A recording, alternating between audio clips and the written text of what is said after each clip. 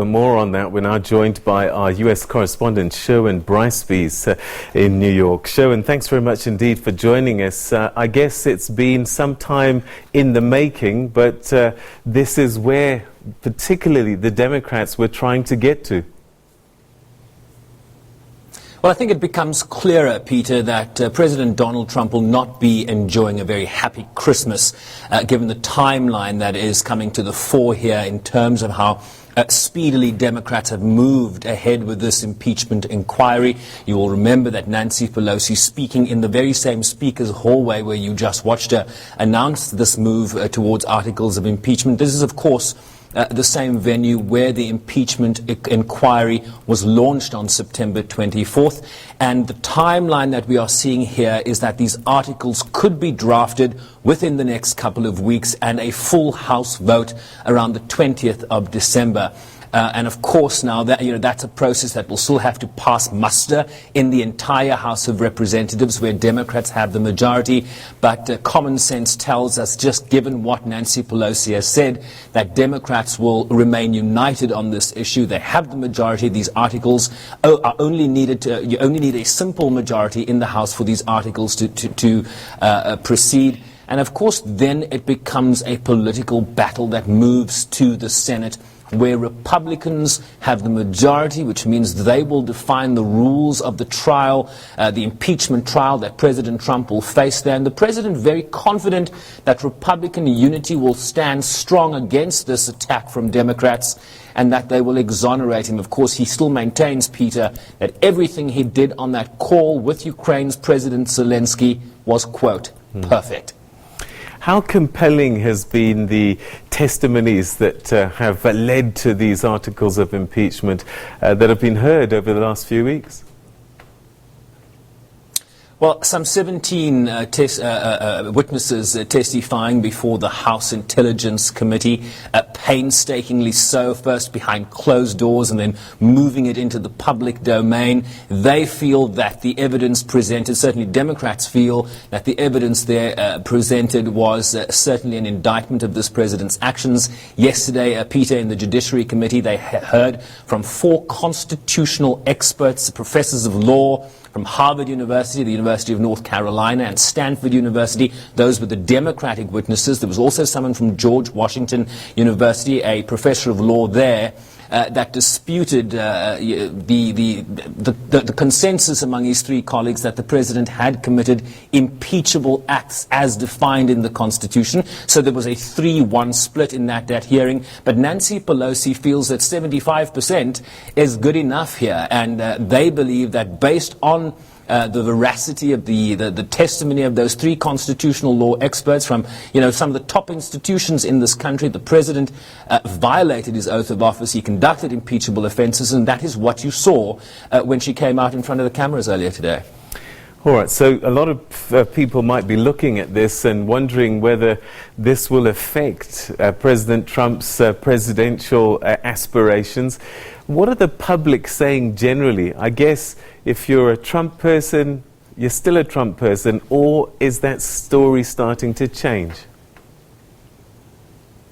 No, it's not changing. If you're a Trump person, you're still attached to that wagon, and very reliably so. That 41%, 43% that has been so steady before his election, after his election, that has been maintained. But what we have seen through the course of this impeachment inquiry is that support for the president's removal from office through an impeachment has grown. We are at about 50%, and what the experts, the analysts are telling us is that that is a record high for any previous president that has ever been impeached.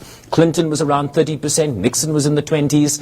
This is more than half the population. So opposed to impeachment around 41, 43%.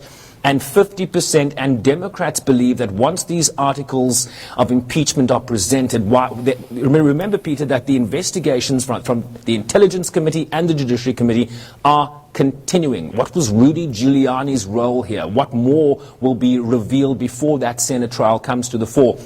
And then, of course, you have a trial where witnesses can be brought in to testify. Who will the Democrats put on trial? Who will the President's counsel call to testify? Will Joe Biden be called in to testify? Will the President himself testify in his defense?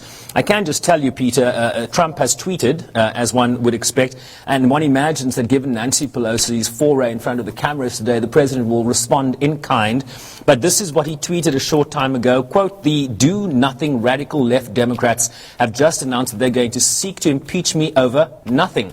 They already gave up on their ridiculous Mueller stuff, so now they hang their hats on two totally appropriate, in brackets, perfect phone calls with the Ukrainian president."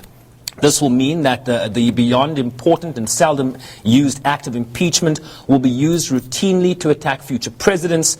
That is not what our founders had in mind. The good thing is that the Republicans have never been more united. We will win. And the president isn't wrong there. Republicans are united. You know, he's very, very popular, certainly within the Republican Party, above 90% support there. So he is banking on that cohesion remaining in place in terms of Republican backing in the Senate. But these are jurors. They act as jurors now, Peter. You're not a senator. You have to either convict or exonerate. And based on the facts that will be presented, the evidence that will be presented, it's something that we're going to have to watch very, very closely moving forward here. And I would imagine that these Republican senators and politicians, people in office, are trying to gauge the mood because their own political futures will be measured, if not soon, sometime in the near future. They will remember how they voted, and depending on how the story plays out, they have to be careful that they're on the right side of the story for their own futures. Absolutely, and this is why these polling numbers are so important from a political point of view. As you correctly mentioned, Peter, we are moving into a very critical presidential election come 2020 in November. And to what extent will Democrats position themselves based on the impeachment proceedings that will now ensue in the Senate? Of course, you want to take the temperature of the political mood in this country. Are people more in favor of us going to the polls and sort of making our decision at the polling booth? Or do they want us to proceed with this impeachment inquiry that will essentially color what is an election year? Impeachment is going to be the conversation point as we move into 2020. What we don't know at this point is how quickly Republicans will seek to move forward with this trial. But perhaps I'm getting ahead of myself here, Peter. Let the House vote first. It's not completely 100% in the bag yet. Let's go to the vote. Let's see if Democrats will have that simple majority and whether these articles of impeachment will be adopted by the House. And then, of course, it's a whole new ball game when Republicans are in charge in the Senate.